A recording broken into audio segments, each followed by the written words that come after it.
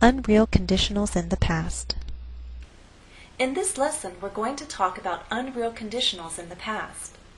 I'd like to tell you a little bit about my past, so let's try this activity. I'll show you different flags of different countries. When I show you a flag, you tell me the country, and then I'll tell you something that happened to me or something that I did in that country. Okay? So let's start. Here's the first flag. I think you know that this is the Japanese flag, the flag of Japan. Now in college I studied Japanese for 2 years. I had been to Japan once before, but for a very short time. After college I wanted to go there and teach English. I applied to a program and they rejected me, so I didn't go. If I had lived in Japan, I would have learned more Japanese.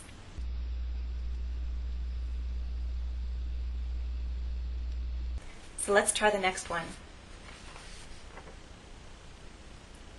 This is the Russian flag, the flag of Russia. So I didn't go to Japan, I went to Russia. I had been there 3 times before, and the 4th time was when I finished my graduate work.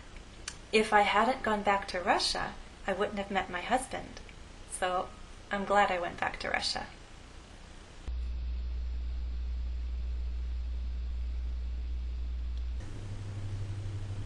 Let's try a third. Do you know this one? This is the flag of Belgium, the Belgian flag. I'm not the only one who married outside my culture. My friend married a Belgian. If my friend hadn't married a Belgian, I wouldn't have visited Brussels.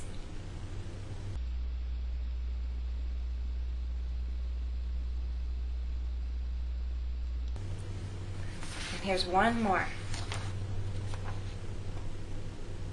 Do you know this one? This is the flag of the Philippines, the Filipino flag. My father actually is from the Philippines, and I visited there when I was a little girl, and I met all my relatives, but I didn't speak Tagalog, and that's a shame because I couldn't speak much with my relatives.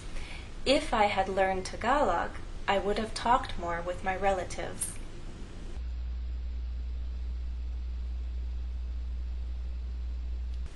If you were listening closely, then you heard the verb tenses and the 2 clauses.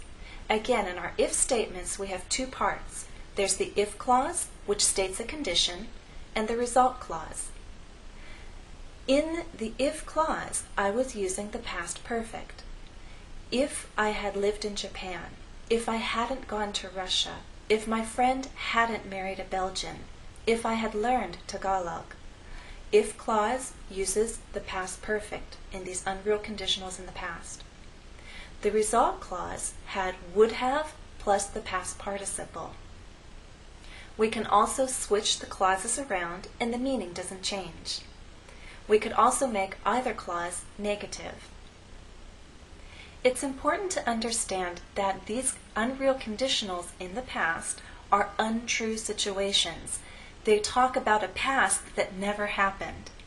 So let's back up to those examples I originally presented and talk about what is the truth and what is not the truth. For example, let's go back to Japan. I said, if I had lived there, I would have learned more Japanese. Truth, I didn't live there. Truth, I didn't learn more Japanese. Okay, let's try the other one. About Russia. If I hadn't gone back to Russia, I wouldn't have met my husband. Truth, I did go back to Russia. Truth, I did meet my husband. And the Belgian flag, if you remember, I told you that if my friend hadn't married a Belgian, I wouldn't have visited Brussels. Truth, my friend married a Belgian. And truth, I did visit Brussels. And the last one, I talked about the Philippines, and I said that if I had learned Tagalog, I would have talked more to my relatives. Truth, I didn't learn Tagalog. Truth, I didn't talk much with my relatives. So let's continue our activity.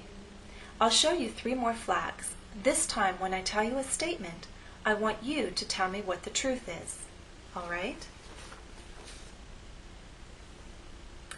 This is the British flag, flag of England. If my childhood home had been Buckingham Palace, I would have had few friends, but a lot of room to play. Okay. So what's the truth? Did I live in Buckingham Palace as a child? No. Did I have few friends as a child? No. I'm happy to say I had plenty of friends. Okay. Here's the next one. This is the flag of the Bahamas, the Bahamian flag. Immediately after college, I wanted a break from academics, so I worked in the cruise line industry. I had seen an ad on a bulletin board. I responded to the ad, and I ended up on a cruise ship in the Bahamas, and it was a wonderful few months. I really enjoyed that time. If I hadn't seen that ad, I wouldn't have spent time in the Bahamas.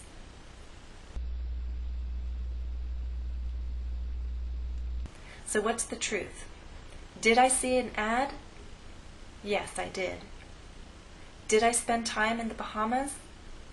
Yes, I did. So here's the third flag. This is the flag of Mexico, the Mexican flag.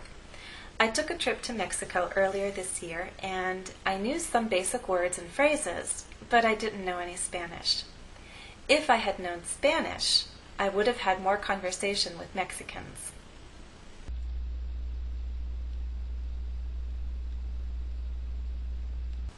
So what's the truth? When I took my trip to Mexico, did I know Spanish? No. And did I have lots of conversation with Mexicans? No. Okay, so I hope you understand now that when we're using these unreal conditionals, we're talking about a past that never happened. They are untrue statements. So let's list the reasons why we use the unreal conditionals in the past. We might, as I said, be talking about an untrue situation, and that's because we want to emphasize a connection between events. For example, about the Bahamas, I said, if I hadn't seen the ad, I wouldn't have spent time in the Bahamas. There's a connection. I saw the ad, I got the job in the Bahamas. We might also be using these unreal conditionals to talk about an unreal situation, meaning an imaginary situation. We'd like to dream a little and think about how things could have been. For example, about England, I said, if my childhood home had been Buckingham Palace.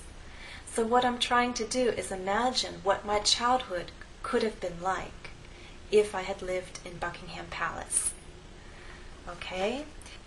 A third reason why we might use these unreal conditionals is to express a regret.